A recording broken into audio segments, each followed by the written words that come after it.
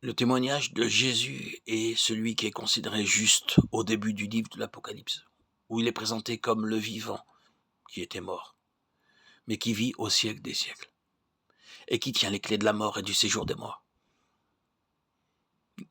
Témoignage de Jésus est le témoignage de la mort engloutie dans la victoire, et détruite en tant que somme de toute la personne, de toute l'œuvre, de toute la présence et de toute l'influence de Satan.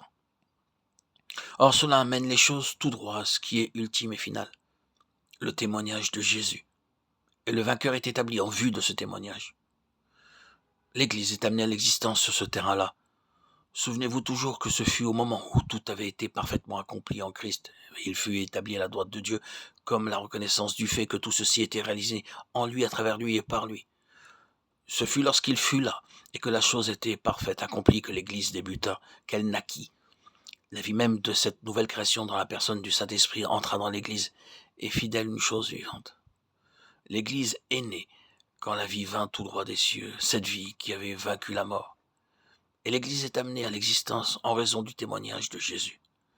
Le vainqueur vient seulement en vue lorsque l'Église, dans son ensemble, n'atteint pas le but. Le vainqueur intervient pour suppléer à ce qui manque, pour recouvrer, représenter et exprimer ce qui a été perdu, pour prendre position en faveur de la pensée de Dieu la plus pleine. La seule chose qui doit caractériser le vainqueur, que celui-ci soit individuel ou collectif, est ce témoignage exprimé en vie. Nous voyons donc la raison pour laquelle il est important et essentiel qu'une position soit occupée en vue d'un témoignage comme celui-là. Vous devez avoir une position pour être à même de manifester cela. Vous devez être dans une position d'ascendant spirituel, celle exprimée par le terme de Paul, céleste. Et en vue d'occuper cette position, vous devez être dans la condition où l'état, représenté par la valeur du sang, la nature incorruptible du Seigneur Jésus. Et cela, bien sûr, par la foi. Or, le terrain de tout ceci est le sang. Ils l'ont vaincu à cause du sang de l'agneau. Je ne vais rien considérer comme admis et je vais courir le risque de vous ennuyer par la répétition de choses tellement connues. Quand nous citons ce passage d'Apocalypse 12, 11, ils l'ont vaincu à cause du sang de l'agneau. Libérons complètement nos pensées de l'idée que cette victoire à cause du sang est une question de recours à une phraséologie. C'est-à-dire qu'ils se sont emparés de la parole et se sont mis à la lancer de façon objective à la tête de l'ennemi. Je sais qu'il y a des moments où, sur nos genoux, nous devons plaider la vertu et la valeur du sang à l'encontre de l'ennemi. Mais cette question ne peut être traitée à la même manière d'un docteur qui prescrirait une ordonnance et appliquerait un remède de façon un peu mécanique à une certaine affection diagnostiquée. Cela ne peut être traité de cette manière. Vous devez être dans une position spirituelle pour que le sang soit efficace quand vous faites appel à celui-ci. Vous devez être là dans la foi, dans la position où, en premier lieu, vous vous tenez totalement sur le terrain de sa parfaite justice par la foi. Cela signifie que toute question, tout doute, toute suggestion d'être privé de communion avec Dieu doit être éliminée.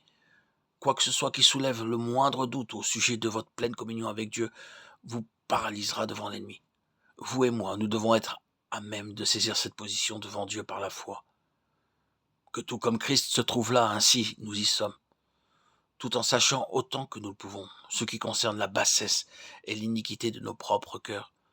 Nous devons néanmoins, toujours dans la foi, être capables de saisir cette position devant Dieu. Sa justice est la mesure de notre justice. C'est une position extraordinaire et quelque chose qu'aucun mortel n'oserait s'arroger si ce n'était dans la parole de Dieu. C'est là la base. Et quoi que ce soit sur notre conscience qui entame notre assurance est une chose paralysante en présence de l'ennemi. Nous devons tout d'abord régler cette question sur la base de ce que le sang représente pour nous devant Dieu, comme témoin d'une vie incorruptible, et bien sûr également tout ce sur quoi l'Esprit lui-même met le doigt et dit « Regarde ici ». Ceci est quelque chose dans laquelle tu persistes, quelque chose où tu agis volontairement, de ta propre initiative et sciemment, qui n'est pas conforme à la pensée de Dieu. Tu dois le rejeter. Autrement, nous sommes défaits en présence de l'ennemi, et il a l'avantage. C'est une condition par la foi et en marchant dans la lumière qui nous amène à une position d'ascendance sur l'ennemi, qui est l'unique base sûre et juste de témoignage, aboutissant au témoignage. Le témoignage a pour préalable cette condition.